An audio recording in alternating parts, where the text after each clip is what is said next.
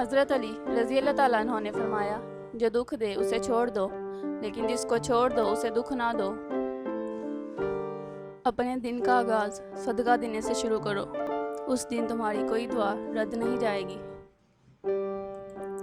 غلط بات پر غصہ آنا شرافت کی نشانی ہے، لیکن غصے کو پی جانا مومن کی نشانی ہے۔ جو شخص ہمیشہ تمہاری خوشی چاہے، اس کا اداس ہونا تمہارے لیے فکر کی بات ہے۔